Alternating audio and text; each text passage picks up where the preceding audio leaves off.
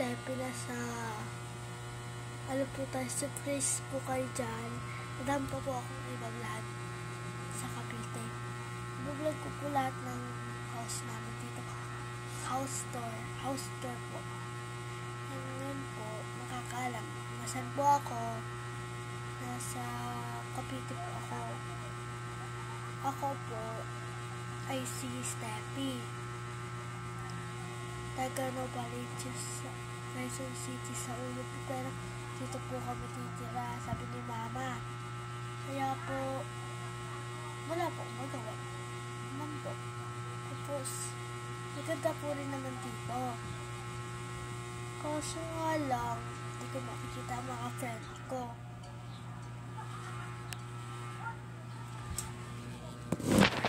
Kung alam nyo po, nasa Pulido po tayo, Cavite Pulido. Ngayon, nandito po tayo. Nakikita niyo naman po ang bahay. Ganyan po. Maganda po siya, pero ano lang po, yung mga gamit. Ang gamit ang makugulo.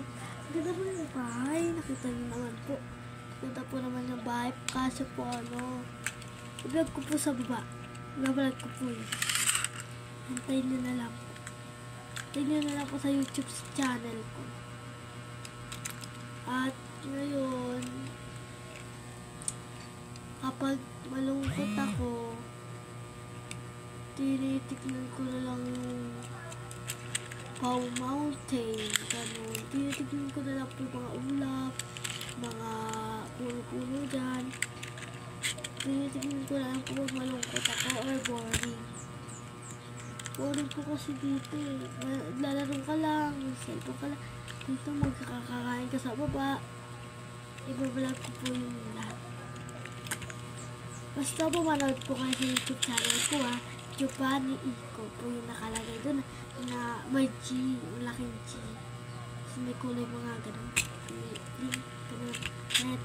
Ganun, makikita nyo na lang po yun. Hintayin nyo po yung vlog ko mga. Sorry po yung itim ko po kasi sa camera, kasi sa pag andito na po puti na po ako.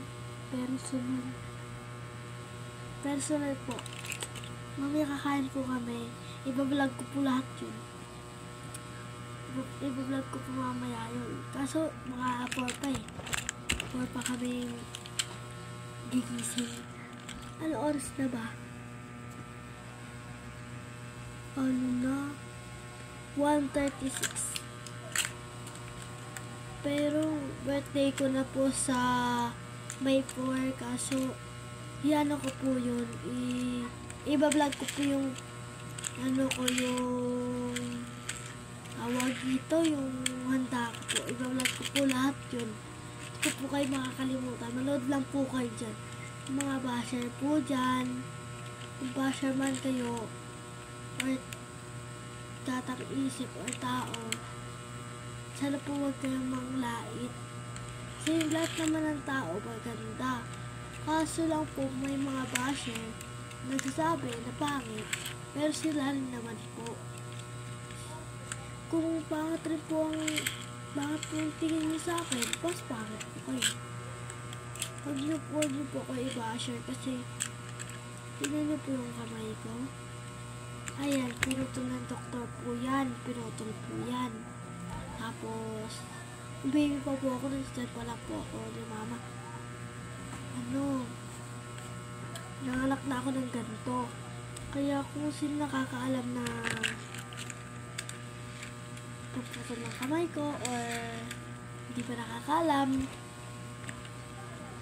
sasagutin ko po yung mga request nyo. Lahat po yung sasagutin ko. Basta po wala po basher sa wala po ako nag-vlog. Lahat na po ng bahay po vlog ko po mamaya. Mamaya po kita-kita na lang po tayo. Dito po magtatapos ang kwento ni Steffi. Bye-bye po.